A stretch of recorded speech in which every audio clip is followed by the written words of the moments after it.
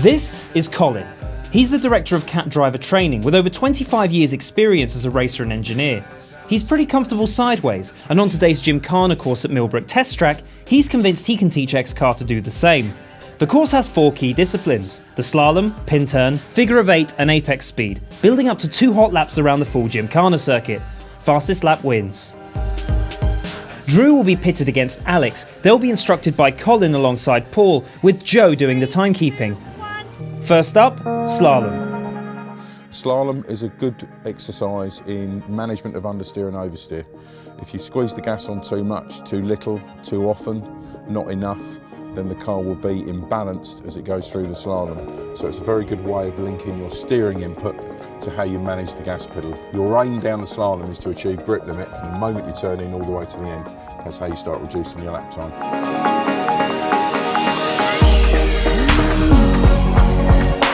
Right, now watch this drive. He just said watch this, didn't he? That's never a good thing. That may have been unnecessarily cocky.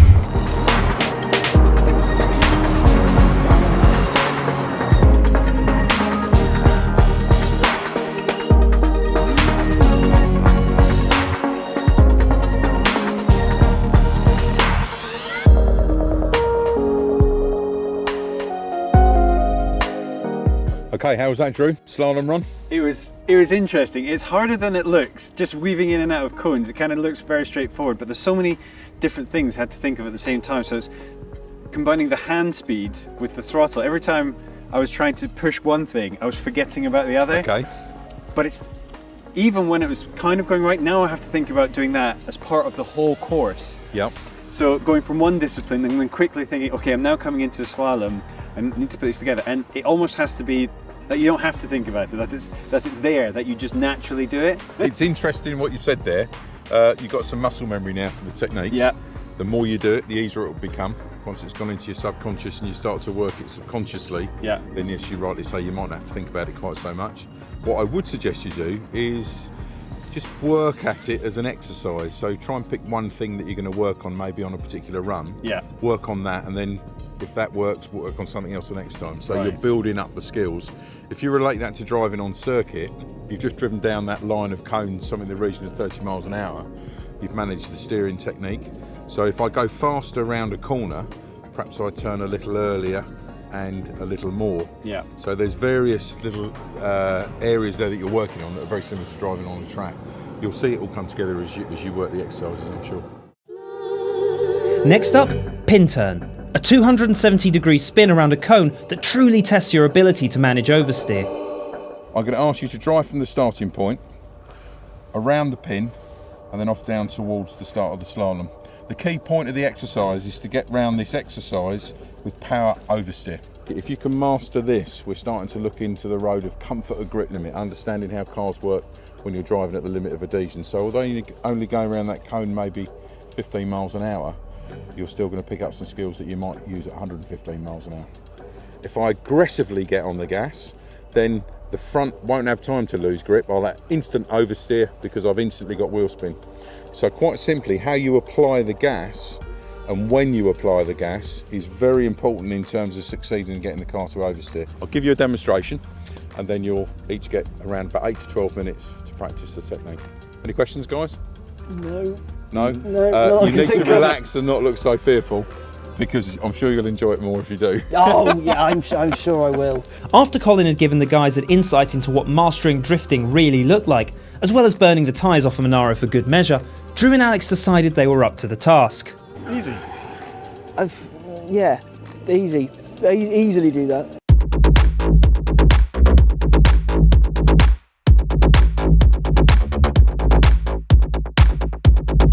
There we go. Whoa.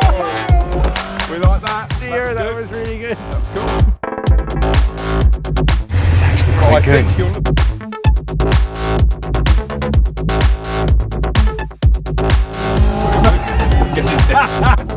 Oh, I was getting cocky. This is fun. If you're a smooth driver, which you appear to be from the slalom, this is somewhat counterintuitive. Yeah. Because you're going to have to really give that gas pedal a bit of a boot. Go on. Yeah.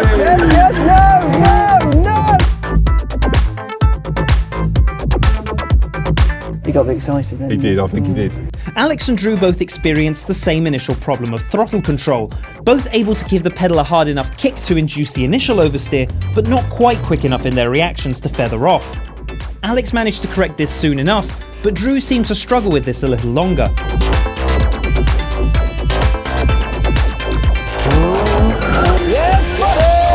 Yes!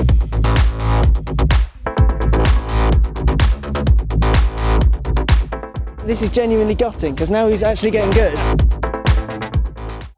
Then, figure of 8. The figure of 8 builds on the previous exercises, and key skills like observation, quick and accurate steering, as well as good throttle management all come together in one beautiful movement. And, as per usual, it's not quite as simple as Paul's made it look. We're going to take one step further now, and we're going to look at observations and allowing the car to do as much work as possible so that we don't have to. We're going to turn in, we're going to kick the gas pedal, and we're going to spin the back of the car around. It's now going to be hand-eye coordination. Okay, now it's all about gas pedal management. Again, patting the head and rubbing the tummy like we were doing before. So banging on the gas to induce the drift, and then gradually feathering that bounce on the gas pedal off as the drift starts to come to a point where you want to stop it. Okay, That's a lot to take in, and all that in a split second. Yeah. it is. Yeah, This is going to be fun. This is going to be difficult. And guess who's up first? Yeah, it's my turn to go first. Drew, you're up first. Yeah. Yeah. I'll do a little demonstration for you. Yeah. So you've got an idea on what you're going to do. What I want you to do when I'm doing a demonstration is I want you to focus on where I'm looking and how little work my hands do.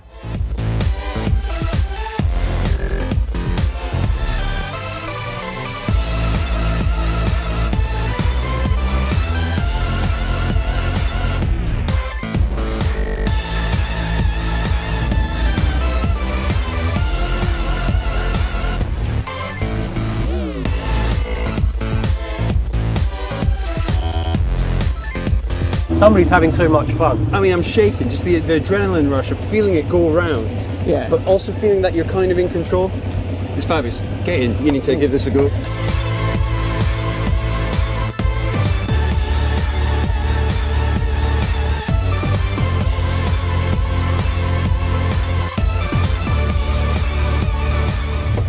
I felt good. The beginning was upsetting. Yeah. Because all it was horrible, nasty, squealy understeer. But then, yeah, I've found I really like getting the arse as far out as possible. Yeah. No, it doesn't look. I know it doesn't not that quick. It's not quick, but it looks good. Yeah. Now, speaking of speed, apex hunting. That's This I think I'm going to fail on. Well, you've been saying that for the last couple, and you've been beating me, so I won't take your patronising tone anymore, and let's move on. Right, let's go. Finally, the apex speed in Cat's very own Subaru Impreza. It's the fastest part of the circuit and also where the most time can be lost.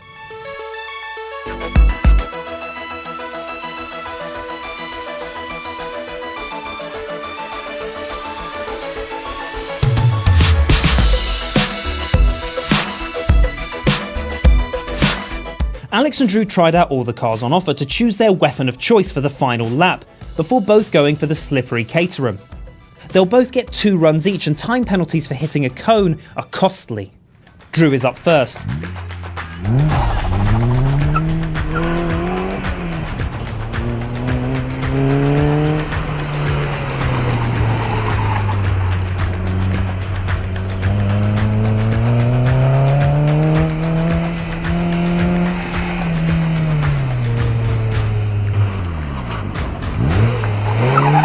Drew takes the pin turn neatly. This looks to be a very tidy run.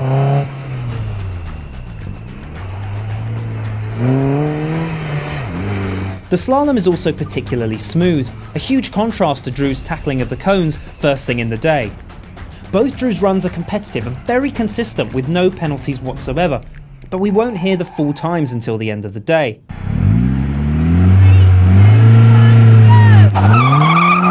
Alex's first run looks similarly quick to Drew's. It may well go down to this very last lap. His final run is vital.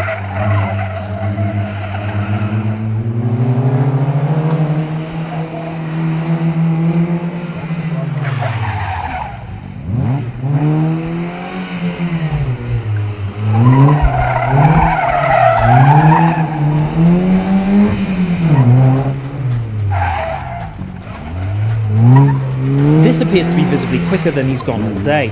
Can Alex make it to the end of the lap unscathed?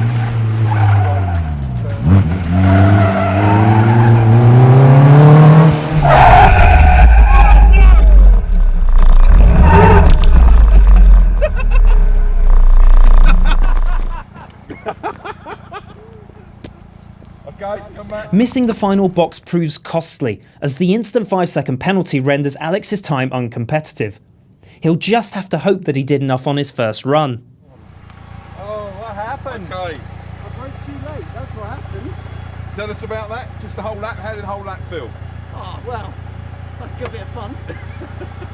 But clearly, judging by all of your reactions, it was pretty crap. No, it's just the complete finish. opposite. The finish. The lap, very smooth. You seem to reflect on the previous lap and start piecing it together in a more refined way. And we were all saying, well, Drew, I think you've blown this. Champagne's yours, Alex. And then I cocked it. And you blew it at the last, just at the last spot. If you'd have braked, If you finished in the metres box, earlier. you'd have definitely beat me. But now we need to see if with that penalty, you still. you still win. Whatever it is, it's going to be pretty close. So one of you had a fastest lap of 45.22 and one of you had a fastest lap of 44.75. And the winner of the champagne is Alex. Well done, sir. Well done. Pride. Pride right here. Well, sorry, well done, Drew. You competed very well. Commiserations. Yeah. You're going to be delicious this evening. Yeah. Thank you very much for a great day. We've enjoyed working with you, and I see by the smile on your faces that you look like you've enjoyed yourselves. It's been a really, really good day. I'm going to go home and drink this. See you later. So close! It's so far.